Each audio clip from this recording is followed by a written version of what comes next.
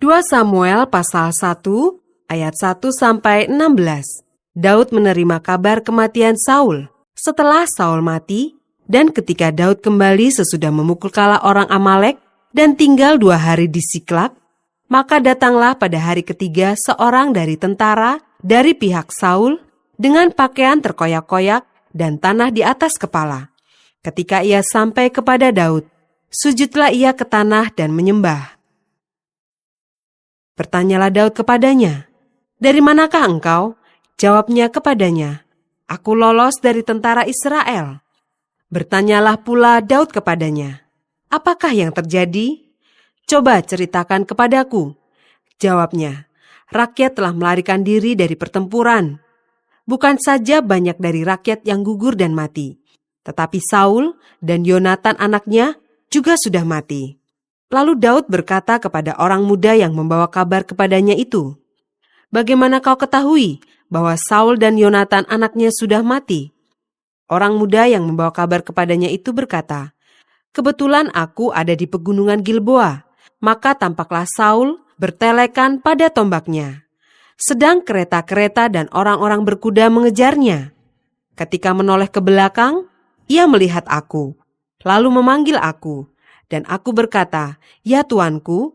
Ia bertanya kepadaku, "Siapakah engkau?" Jawabku kepadanya, "Aku seorang Amalek." Lalu katanya kepadaku, "Datanglah kemari dan bunuhlah aku, sebab kekejangan telah menyerang aku, tetapi aku masih bernyawa." Aku datang ke dekatnya dan membunuh dia, sebab aku tahu ia tidak dapat hidup terus setelah jatuh.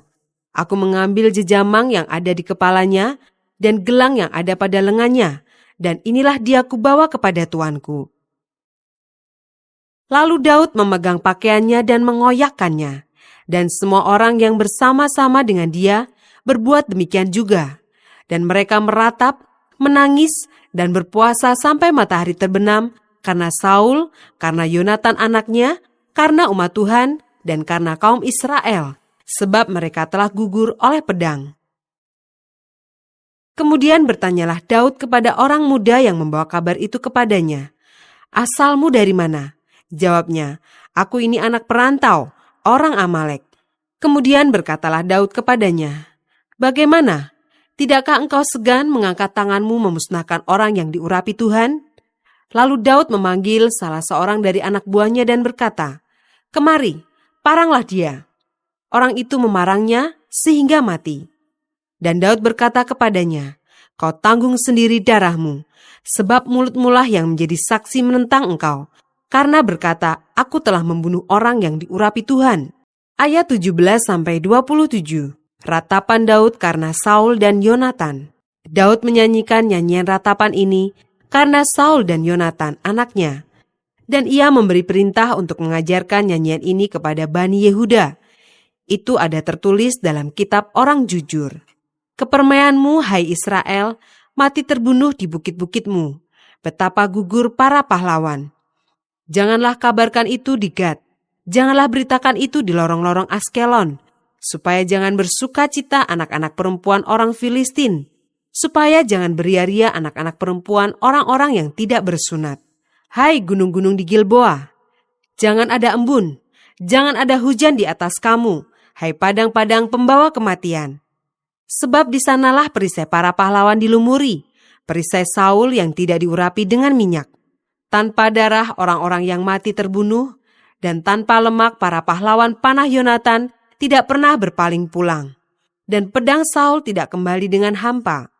Saul dan Yonatan, orang-orang yang dicintai dan yang ramah, dalam hidup dan matinya tidak terpisah. Mereka lebih cepat dari burung Raja Wali, mereka lebih kuat dari singa. Hai anak-anak perempuan Israel, menangislah karena Saul, yang mendandani kamu dengan pakaian mewah dari kain kirmisi, yang menyematkan perhiasan emas pada pakaianmu. Betapa gugur para pahlawan di tengah-tengah pertempuran. Yonatan mati terbunuh di bukit-bukitmu. Merasa susah aku karena engkau, saudaraku Yonatan. Engkau sangat ramah kepadaku. Bagiku cintamu lebih ajaib daripada cinta perempuan. Betapa gugur para pahlawan dan musnah senjata-senjata perang. 2 Samuel pasal 2 ayat 1-7. Daud menjadi raja atas Yehuda. Kemudian bertanyalah Daud kepada Tuhan, katanya, "Apakah aku harus pergi ke salah satu kota di Yehuda?" Firman Tuhan kepadanya, "Pergilah." Lalu kata Daud, "Kemana aku pergi?" Firman-Nya, "Ke Hebron." Lalu pergilah Daud ke sana dengan kedua istrinya Ahinoam, perempuan Yisrael, dan Abigail, bekas istri Nabal orang Karmel itu. Juga Daud membawa serta orang-orangnya yang mengiringnya masing-masing dengan rumah tangganya, dan menetaplah mereka di kota-kota Hebron. Kemudian datanglah orang-orang Yehuda, lalu mengurapi Daud di sana menjadi raja atas kaum Yehuda. Ketika kepada Daud diberitahukan bahwa orang-orang Yabes Gilead menguburkan Saul, maka Daud mengirim orang kepada orang-orang Yabes Gilead dengan pesan, "Diberkatilah kamu oleh Tuhan, karena kamu telah menunjukkan kasih-Mu kepada tuanmu Saul dengan menguburkannya. Oleh sebab itu, Tuhan kiranya menunjukkan kasih dan setianya kepadamu. Aku pun akan berbuat kebaikan yang sama kepadamu, karena kamu telah melakukan hal yang demikian. Kuatkanlah hatimu sekarang, dan jadilah orang-orang yang gagah perkasa, sekalipun tuanmu Saul sudah mati. Dan aku telah diurapi oleh kaum Yehuda menjadi raja atas mereka." Ayat 8-32. Peperangan antara Daud dan Isi-Boset. Abner bin Ner, panglima Saul, telah mengambil Isi-Boset, anak Saul, dan membawanya ke Mahanaim, serta menjadikannya raja atas Gilead, atas orang Asyuri, atas Yisrael, atas Efraim, dan atas Benyamin, bahkan atas seluruh Israel. Isi-Boset bin Saul berumur 40 tahun pada waktu ia menjadi raja atas Israel, dan ia memerintah 2 tahun lamanya. Hanyalah kaum Yehuda yang mengikuti Daud, dan lamanya Daud memerintah di Hebron atas kaum Yehuda adalah 7 tahun dan 6 bulan. Lalu Abner bin Ner dengan anak buah Isi-Boset bin Saul bergerak maju dari Mahanaim ke Gibeon. Juga Yoab, anak Zeruya, dan anak buah Daud bergerak maju. Mereka saling bertemu di telaga Gibeon, lalu tinggal di sana. Pihak yang satu di tepi telaga sebelah sini, dan pihak yang lain di tepi telaga sebelah sana. Berkatalah Abner kepada Yoab, "Biarlah orang-orang muda tampil dan mengadakan pertandingan di depan kita." Jawab Yoab, "Baik." Lalu tampillah mereka dan berjalan lewat dengan dihitung 12 orang dari suku Benyamin, dari Isi-Boset anak Saul, dan 12 orang dari anak buah Daud. Kemudian mereka masing-masing menangkap kepala lawannya, dan menikamkan pedangnya ke lambung lawannya, sehingga rebahlah mereka bersama-sama. Sebab itu tempat itu disebutkan orang Helkat Hazurim, letaknya dekat Gibeon. Pada hari itu pertempuran sangat hebat, dan Abner serta orang-orang Israel terpukul kalah oleh anak buah Daud. Ketiga anak laki-laki Zeruya, yakni Yoab, Abisai, dan Asael, ada di sana. Asael cepat larinya seperti kijang di padang. Asael mengejar Abner dan tidak menyimpang ke kanan atau ke kiri dalam membuntutinya. Lalu Abner berpaling ke belakang dan bertanya, "Engkaukah itu Asael?" Jawabnya, "Ya, aku." Kemudian berkatalah Abner kepadanya, "Menyimpanglah ke kiri atau ke kanan. Tangkaplah salah seorang dari orang-orang muda itu dan ambillah senjatanya." Tetapi Asael tidak mau berhenti membuntuti Abner. Berkatalah sekali lagi Abner kepada Asael, "Berhentilah membuntuti aku. Apa aku harus memukul engkau sampai jatuh? Bagaimana aku dapat memandang muka Yoab, abangmu itu?" Tetapi Asael menolak berhenti. Lalu Abner menusuk ke belakang ke perut Asael dengan tombaknya, sehingga tombak itu menembus belakangnya, dan rebahlah ia di sana, dan mati di tempat itu juga. Semua orang yang datang ke tempat Asael rebah dan mati itu berhenti di sana. Tetapi Yoab dan Abisai mengejar Abner. Ketika matahari masuk dan mereka sampai ke dekat Bukit Amma yang ada di sebelah timur Gia, ke arah padang gurun Gibeon, berhimpunlah Bani Benyamin di belakang Abner menjadi satu gabungan dan bersiap-siap di puncak sebuah bukit. Berserulah Abner kepada Yoab, Haruskah pedang makan terus-menerus? Tidak tahukah engkau bahwa kepahitan datang pada akhirnya? Berapa lama lagi engkau tidak mau mengatakan kepada rakyat itu, supaya mereka berhenti memburu saudara-saudaranya? Jawab Yoab, demi Allah yang hidup, sekiranya engkau berbicara tadi, maka tentulah sudah dari tadi pagi, rakyat menarik diri dari memburu saudara-saudaranya. Lalu Yoab meniup sangkakala dan seluruh rakyat berhenti. Mereka tidak lagi mengejar orang Israel dan tidak berperang lagi. Semalam-malaman Abner dan orang-orangnya berjalan melalui Araba Yordan, menyeberangi sungai Yordan. Berjalan terus hampir sepanjang siang, lalu sampai ke Mahanaim. Ketika Yoab berhenti memburu Abner dan menghimpunkan seluruh rakyat, ternyata 19 orang dari anak buah Daud hilang termasuk Asael. Tetapi anak buah Daud menewaskan dari suku Benyamin, dari orang-orang Abner, 360 orang. Mereka mengangkat mayat Asael dan menguburkannya di dalam kubur ayahnya yang di Betlehem. Kemudian berjalanlah Yoab dan orang-orangnya semalam-malaman itu dan sampai ke Hebron ketika hari sudah terang. 2 Samuel pasal 3 ayat 1.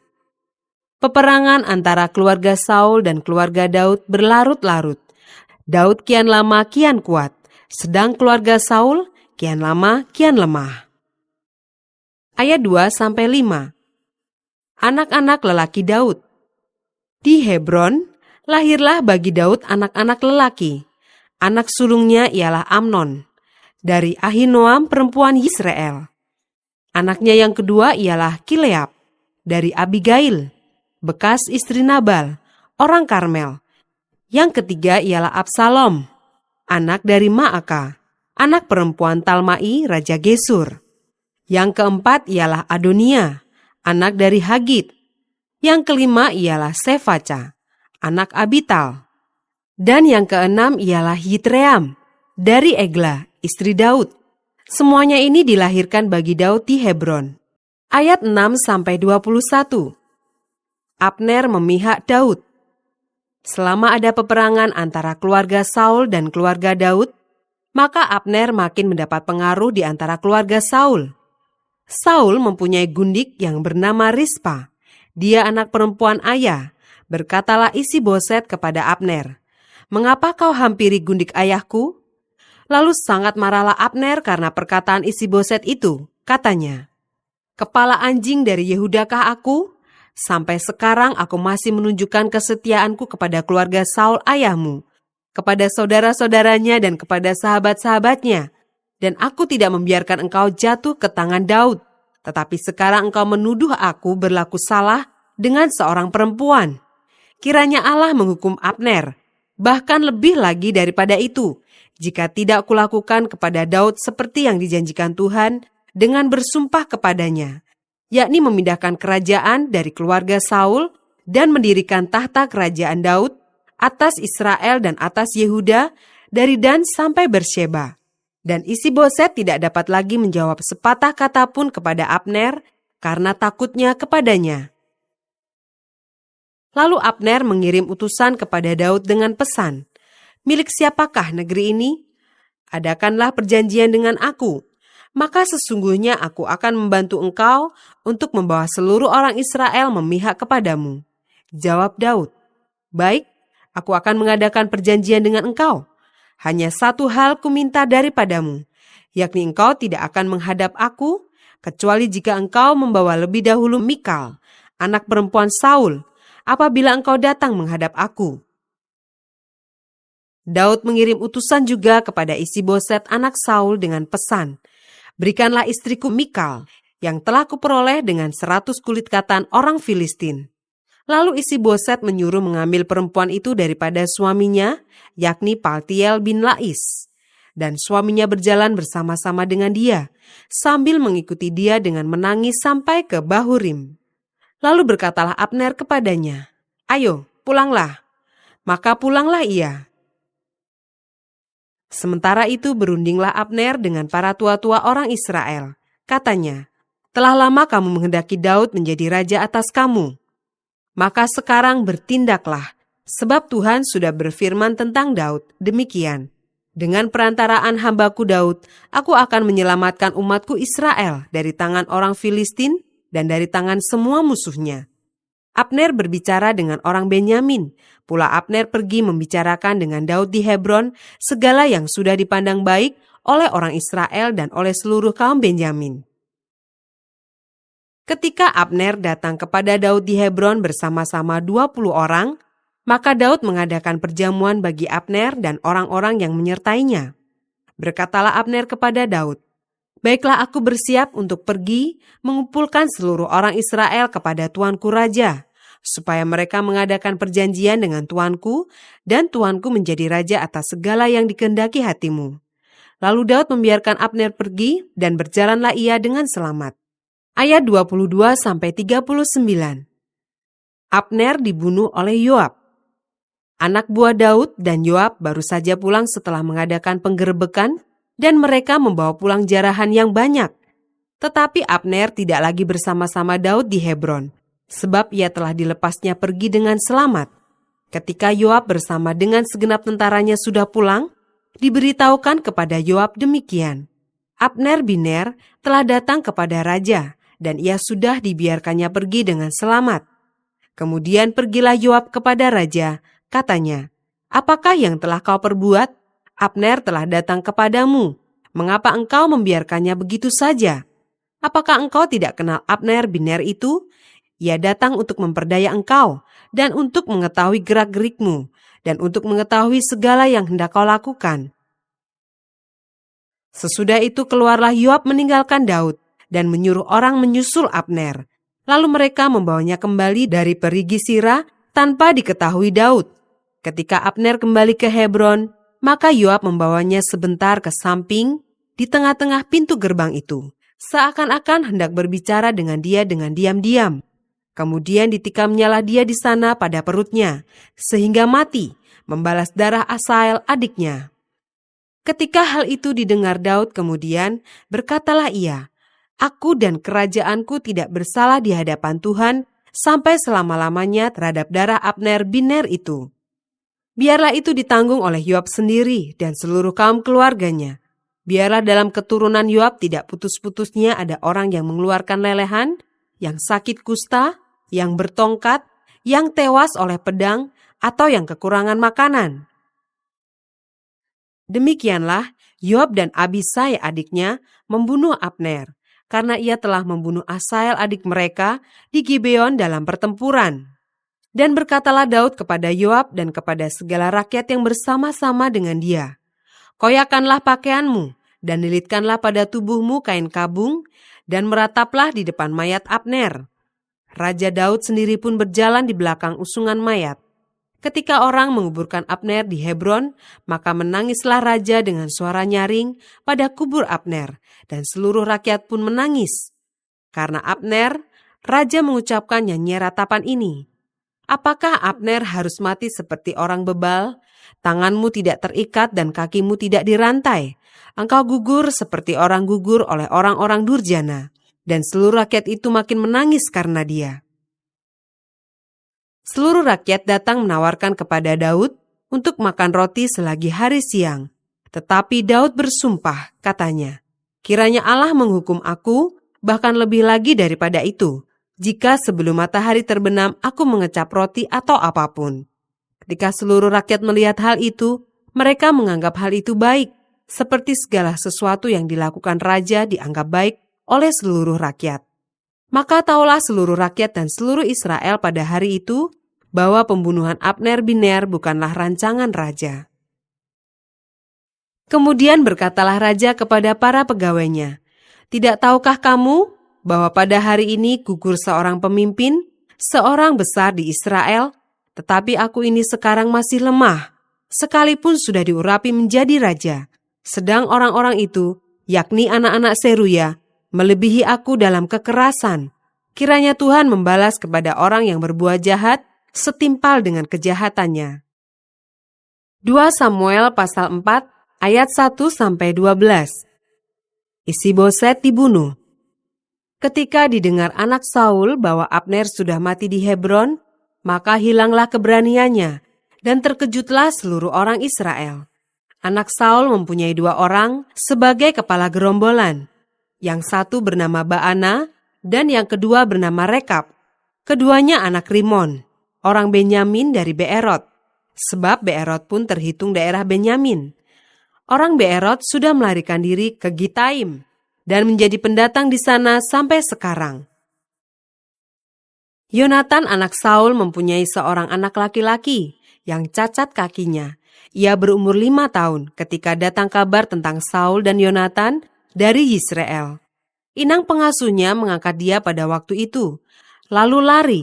Tetapi karena terburu-buru larinya, anak itu jatuh dan menjadi timpang. Ia bernama Mefiboset. Anak-anak Rimon, orang Beerot itu, yakni Rekab dan Baana, pergi. Lalu sampai pada waktu hari panas terik ke rumah Isiboset, ketika ia sedang berbaring siang hari. Kebetulan penjaga pintu rumah itu mengantuk dan tertidur ketika sedang membersihkan gandum. Demikianlah Rekab dan Baana menyusup ke dalam. Mereka masuk ke dalam rumah itu ketika Isiboset sedang berbaring di atas tempat tidurnya di dalam kamar tidurnya. Membunuh dia lalu memenggal kepalanya. Mereka membawa kepalanya itu, lalu berjalan semalam-malaman melalui jalan dari Araba Yordan. Kepala Isiboset itu dibawa mereka kepada Daud di Hebron. Dan mereka berkata kepada raja, "Inilah kepala Isiboset, anak Saul, musuhmu itu, yang ingin mencabut nyawamu. Tuhan pada hari ini telah membiarkan tuanku raja mengadakan pembalasan atas Saul dan atas keturunannya." Tetapi Daud menjawab Rekab dan Baana saudaranya, anak-anak Rimon, orang Beerot itu, katanya kepada mereka, "Demi Tuhan yang hidup, yang telah membebaskan nyawaku dari segala kesesakan. Ketika ada orang yang membawa kabar kepadaku demikian, Saul sudah mati dan memandang dirinya sebagai orang yang menyampaikan kabar baik, maka aku menangkap dan membunuh dia di Siklak. Dan dengan demikian aku memberikan kepadanya upah kabarnya. Terlebih lagi sekarang, setelah orang-orang fasik membunuh seorang yang benar di rumahnya di atas tempat tidurnya, tidakkah aku menuntut darahnya daripada kamu dan melenyapkan kamu dari muka bumi?" Sesudah itu Daud memberi perintah kepada anak buahnya untuk membunuh mereka. Tangan dan kaki mereka dipotong. Kemudian mayat mereka digantung di tepi telaga di Hebron. Tetapi kepala Isiboset diambil dan dikuburkan di dalam kubur Abner di Hebron.